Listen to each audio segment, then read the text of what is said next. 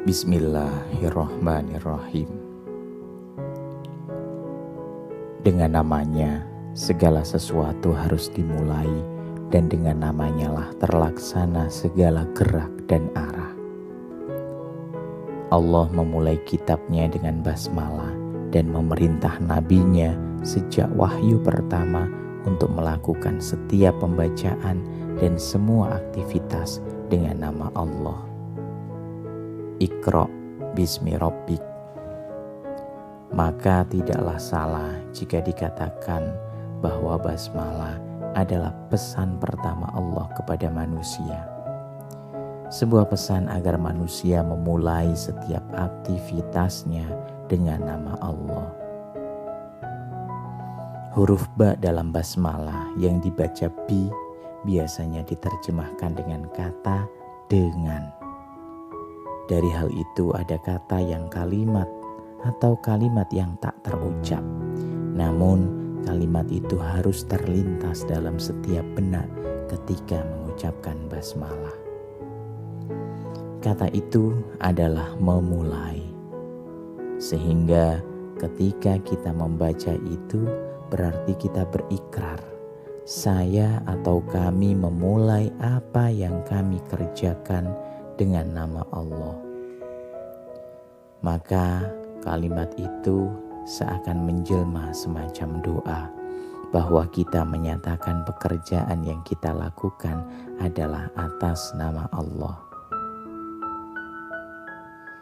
Ia juga bisa diartikan sebagai perintah dari Allah yang menyatakan, mulailah pekerjaanmu dengan nama Allah. Manakala kita memulai suatu pekerjaan dengan nama Allah, tentu pekerjaan itu akan menjadi baik, atau paling tidak kita sang pengucap akan terhindar dari godaan nafsu, dorongan ambisi, atau kepentingan pribadi, sehingga apa yang kita lakukan tak akan mengakibatkan kerugian orang lain, bahkan akan membawa manfaat bagi diri kita, orang lain, atau lingkungan sekitar kita. Ia juga bermakna kekuasaan. Ia yang mengucap basmalah seakan-akan berkata, dengan kekuasaan Allah dan pertolongannya, pekerjaan yang aku lakukan ini dapat terlaksana. Dengan mengucap itu kita menyadari kelemahan dan keterbatasan diri. Namun di saat yang sama ketika kita sudah menghayati basmalah, kita akan memiliki kekuatan dan rasa percaya diri.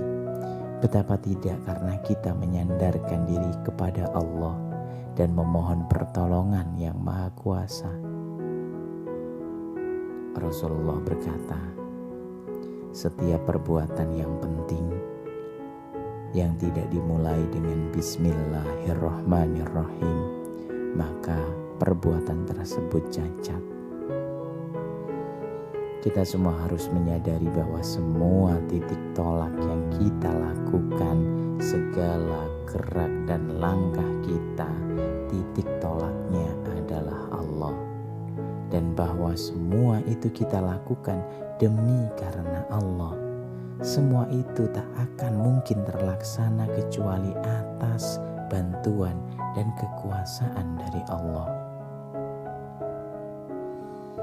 Ada hal yang menarik ketika mengulas selawat Allah. Profesor Quraisy Shihab dalam tafsir Al-Misbah ini menuliskan keistimewaan ketika dihapus huruf-hurufnya. Ketika kita membaca kata Allah lalu kita menghapus huruf awalnya, ia akan berbunyi lillah, yang memiliki arti milik atau bagi Allah. Kemudian ketika kita melepas satu huruf di depannya lagi, maka ia akan terbaca lahu, yang memiliki arti baginya. Lalu saat kita hapus lagi satu huruf awal dari lahu, akan terdengar ucapan hu, yang berarti dia, yang merujuk kepada Allah. Lalu jikapun dipersingkat lagi, akan terdengar seperti suara keluhan. Keluhan itu tentunya pada hakikatnya adalah seruan permohonan kepada Allah. Maka bahwa lafaz Allah terucapkan oleh semua manusia, sengaja maupun tidak, suka maupun tidak, itu adalah fitrah dalam diri manusia. Jika kita menyebut nama Allah, hati kita menjadi tenang. Dengan mengingat Allah akan menjadi tentram hati. Ketenangan, ketentraman akan lahir bila kita percaya bahwa Allah adalah penguasa tunggal dan pengatur alam raya, dan yang dalam genggaman tangannya segala sesuatu. Ia mengatur dan memelihara sesuatu, segalanya.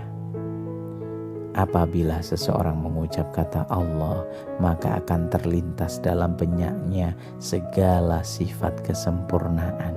Ia maha kuat, maha bijaksana, maha berkreasi, maha pengampun, maha indah, maha suci, dan lain sebagainya.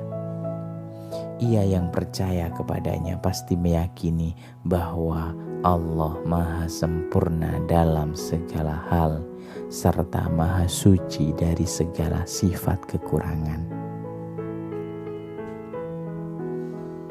Kita mengenal sifat-sifat Tuhan dalam 99 nama yang kita kenal dengan Asmaul Husna.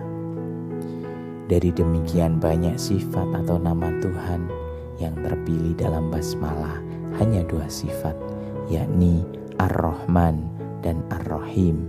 Yang keduanya terambil dari akar kata yang sama. Mengapa? Para ulama berpendapat kedua sifat itu dipilih karena sifat itulah yang paling dominan. Dalam Al-Quran Allah menegaskan, rahmatku mencakup segala sesuatu. Kedua kata tersebut berakal dari kata rahim, yang dalam bahasa Indonesia pun diserap kata rahim. Ia mempunyai arti peranakan. Apabila disebut kata rahim, yang terlintas dalam benak adalah ibu dan anak. Dan ketika itu dapat terbayang betapa besar kasih sayang yang dicurahkan sang ibu kepada anaknya.